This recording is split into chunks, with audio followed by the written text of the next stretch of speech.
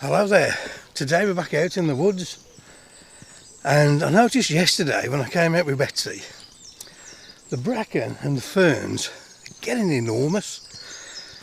So the plan today is try and get some big foregrounds, mainly with these bracken and fern leaves. So join me shortly. I've brought on with me the 16 to 35mm on the Canon 5D Mark IV. And come and join me in a minute and I'll show you how to use the distortion on the super wide angle lens to your advantage and how to get big foregrounds. Let's go and find some compositions.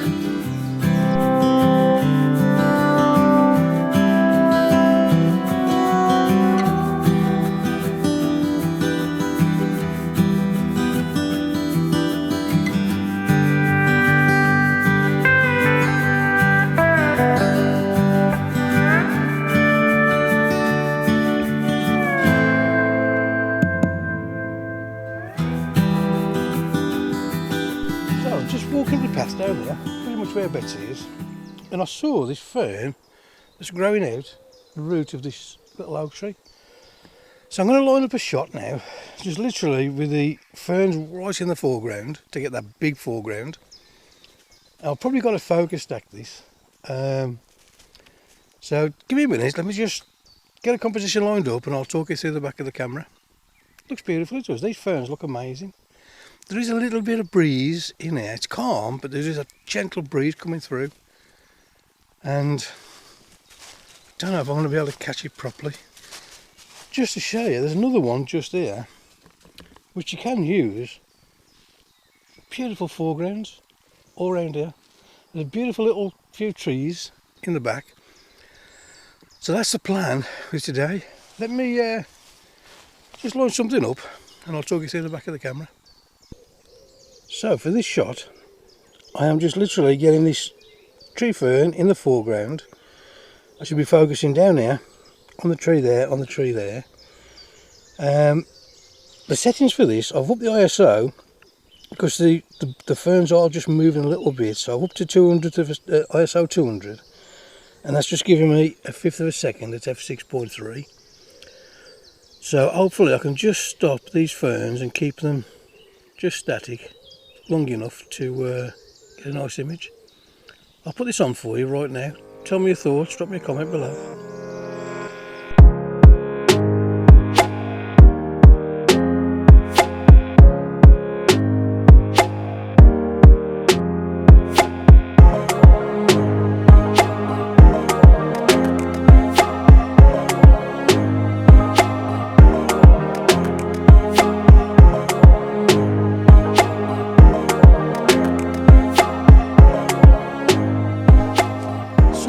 That image, it looks pretty nice. The first shot, it looks okay. I've just moved over a little bit to the ferns that I just showed you before I took that image, and I'm going to try and line something up with this one now. I'll just show you with the 16 to 35 to get a big foreground. Don't be scared to get right over and right up to your subject. The lens is pretty much in line with the tip of this little fern here. I'll just show you the back of the camera and show you the shot that I'm going to take now. So for this shot, again, I'm going to focus stack. Let's get the camera back on. And I'm being conscious not to cut the tip of this fern off underneath the camera. I'll do a focus there, do another one pretty much in the middle of this fern, and then I'll just pick a tree down here somewhere and just focus for the background. It'll get this in focus as well. Looks a pretty little shot. The settings for this, again, I'm at ISO 200 because it is just moving very, very slightly. And I'm also shooting f6.3. I don't mind the bigger aperture because I am going to focus stack. It's giving me a sixth of a second. I'm a little bit underexposed because even though it's cloudy, it is very bright in here. And as you can see, there's a lot of brightness just in the distance. So let's take the shot and I'll show you later what it looks like. I can't believe how warm it is this morning. When I drove here, it was 22 degrees. It's literally I think it was about 7:40 when I got here, and 22 degrees. I'm absolutely sweating buckets. I just saw a friend walking past with her dog, and even she just commented just how warm it is. It's yeah, I can't believe it's really muggy and close. So no doubt you're going to see a little bit of sweat on this video. So it's beautiful over here though. The ferns now are pretty much as tall as what I am. I'll just walk it over here and just show you roughly how big the bracken has got over here. I am pretty much 5'6". I may have shrunk a bit over the years. This is the bracken. This is how tall it's now grown. You can get some incredible shots with the leaves as leading lines and stuff like that. There are tree ferns popping up everywhere at the base of a lot of trees, and that's what I want to try and focus on today, just to get a big foreground leading off into some woods and stuff like that. I'll just turn you around here. You will recognise this little scene. It's a pretty little scene, this is. I've shot this quite a few times, different conditions, and it looks great, absolutely lovely. I love it. It's a shame that the sky is just grey.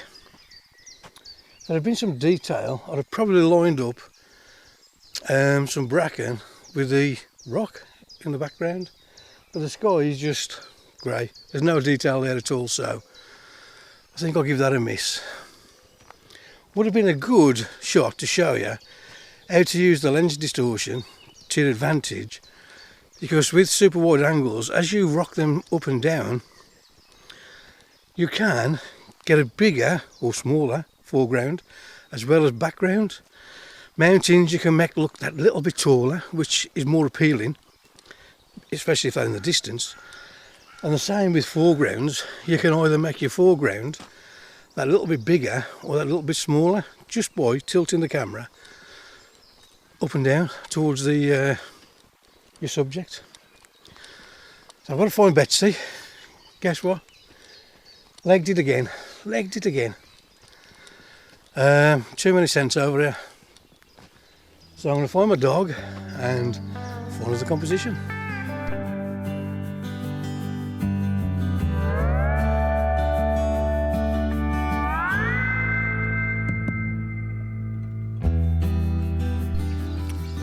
I was just walking along the path with Betsy, and I've come across this little silver birch with a little silver birch sapling just coming out the roots. I'll just turn around and show you. Just down there. We have a bench, another little silver birch, and a few more going off, and you can see the path following off just past where Betsy is, over there. So I'm going to try and line something up with this little sapling coming out, silver birch sapling, and let's see if we can get a little shot here. Again, I don't think this is going to work for the lens distortion, but it looks pretty to me, so I'm going to take the shot while I'm here.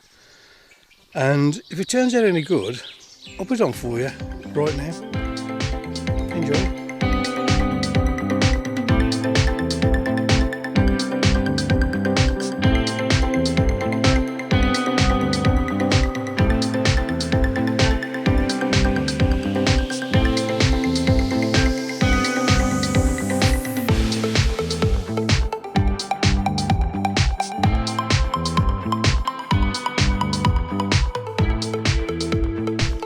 I've just come across this gate that is overgrown with bracken now. I've tried to line something up, it's not quite looking it for me, so I've been having a little look round. You've got this beautiful log on the floor, and there's a tiny little bracken leaf just at the bottom of the camera. So I'm going to try and shoot the bracken leading to the fallen log, leading off up this little path over there. Again, I'll show the back of the camera. Let me show you what I'm doing. Looks beautiful, this does. So peaceful and quiet. I'm out before everybody else is out with the dogs, so it is just me and Betsy today. It's great, I'm loving it. So for this shot, I'm just going to do a focus stack again on the bracken, little bracken leaf down here. Second one will be on this log. there, and the third one will be on the bracken, just leading off into the path.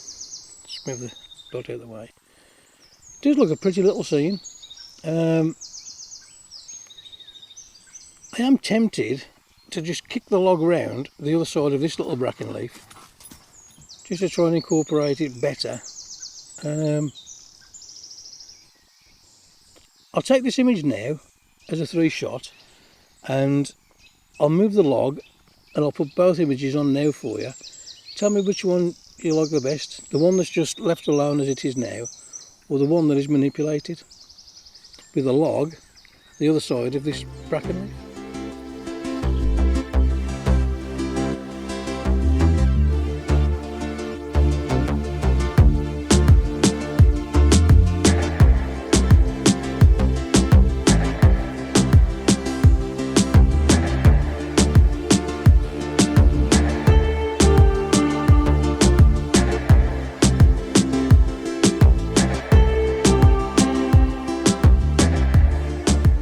So what are your views on manipulating your scene a little bit? The 2 photographs there, the first one was exactly how I just come across it, and I lined a little bracken fern up pointing towards it. And the second one, I have just moved it the other side of the path a bit, just to fill that side a little bit better. So drop me a comment below which image you think is the best, and drop me a comment on whether you think it's okay to manipulate your image or manipulate your scene. We've all kicked like bracken and brambles out the way of a shot before. Is that okay, or should you incorporate them? Same with like telephone wires running across a scene, a street scene or something. Should you remove them or should you leave them in because it is part of the scene? Drop me a comment below, let me know your thoughts. Can't believe how peaceful it is in these woods today. There's absolutely no one about. I saw a friend, Jenny, a little bit earlier, walking flick. And it's the only person I've seen. It's absolutely amazing in here. The green is really bright. Betsy's off having a field time. She's just coming back now. Can you believe Betsy's actually coming back to me? That's the first. Yeah, there's a beautiful path here. I'll just turn you around and try and show you the GoPro. For me, there's nothing in the foreground down here. I have just took a shot with the roots down there. It looks a bit bare on the right. I'll put the photo on for you. I've also lined Betsy up just to try and fill the path a bit. It's a beautiful scene. The photo, is that good? Don't know. I think again could do with mist and fog in here. Misty day or misty morning would be great. Yeah. If you're interested in gear that I use, check out the description below. There's also a link below to Ko-fi. If you fancy supporting the channel, supporting me and Betsy, buy us a coffee. There's a link in the description below. It's just another way just to help support us, and while we're out, buy us a coffee. Simple as that. I'll just put the images on now for you. Subscribe, we'll do it all again next week. And until next time, take it easy.